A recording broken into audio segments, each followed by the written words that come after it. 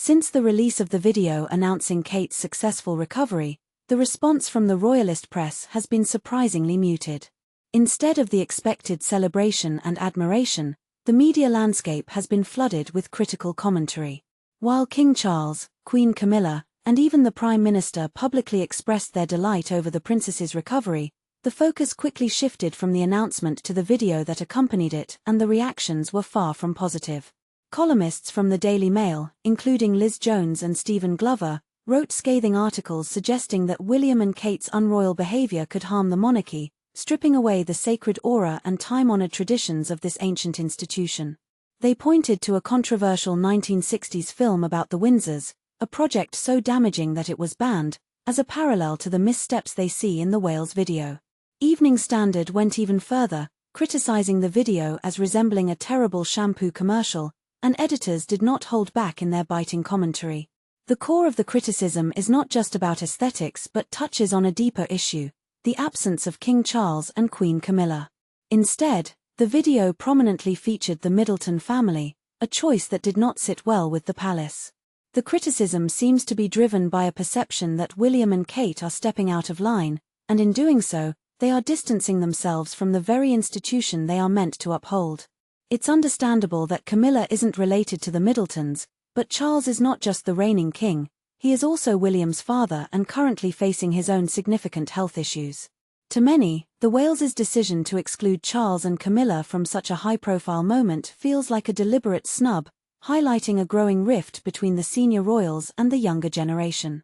The lack of even a single frame of the king in a video that should have been a moment of family unity speaks volumes about the underlying tensions. Insiders and royal commentators have long speculated on the strained dynamics within the family.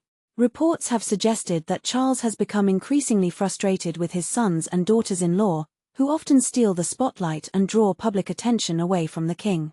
This latest video seems to be a flashpoint, with the palace reportedly giving the green light to royalist media outlets to express their discontent openly. Within days, the royal press was flooded with articles reflecting the anger simmering within the highest echelons of the royal family, anger that was not just directed at the content of the video, but at what it represented, a perceived challenge to the authority and dignity of the monarchy.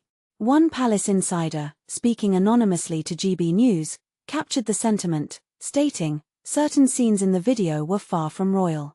It's no coincidence that the Middletons are featured prominently instead of the king and queen. I can assure you, Charles and Camilla won't be seen kissing on a beach anytime soon." This pointed remark highlights the disconnect between the carefully curated public image of the senior royals and the more relaxed, modern approach of the Waleses.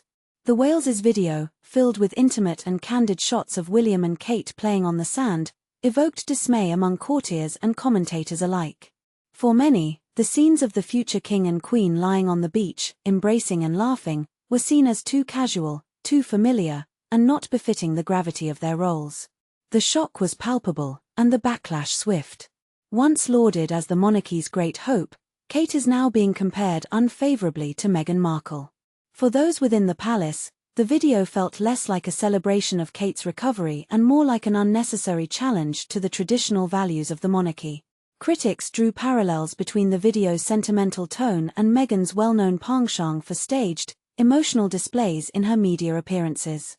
The similarities, they argue, are hard to ignore. All this lying on the sand, hugging, and kissing, this is the future king and queen, not sentimental teenagers, another courtier lamented. It felt manipulative. This is exactly the sort of thing Meghan would do. The time, effort, and resources spent on this video could have been used far more meaningfully, perhaps visiting other women battling cancer. That's what Diana would have done. Bringing up Diana in comparison to Kate serves as a stark reminder of how high the stakes are. Diana's legacy remains a powerful force in the public's perception of the monarchy, and to be seen as falling short of her example is a severe blow. The suggestion that Kate's actions were more akin to Meghan's perceived self-promotion than to Diana's genuine compassion only adds to the sting. The palace's frustration appears to stem not just from the content of the video but from a broader concern that William and Kate are straying too far from the royal script. In light of these comparisons, it's easy to imagine the depth of the palace's displeasure. Charles's absence in the video was not just a missed opportunity for family solidarity, it was seen as a direct affront to the king's position. The Middleton family's prominent appearance only underscored the growing divide between the Waleses and the senior royals. Courtiers have long hinted at a quiet power struggle between the offices of the Waleses and the kings, with each side eager to control the narrative and maintain public favour. Prince Harry's memoirs further fueled these speculations, shedding light on the behind-the-scenes rivalries and the strategic leaks of negative stories from both camps. The modernization efforts of William and Kate, though popular with younger audiences, appear increasingly at odds with the traditional expectations of the monarchy. Their decision to bypass royalist media and distribute their content directly through social media has clearly ruffled feathers, and the backlash from the press is a clear indication of the risks involved in this approach. The Wales' strategy of crafting their own narrative, while appealing to a modern audience, has inadvertently set them on a collision course with the established order of the royal family. As they continue to push the boundaries of what is considered acceptable for future monarchs, the question remains: how will this impact their relationship with the public, the press, and, most importantly, the other members of the royal family?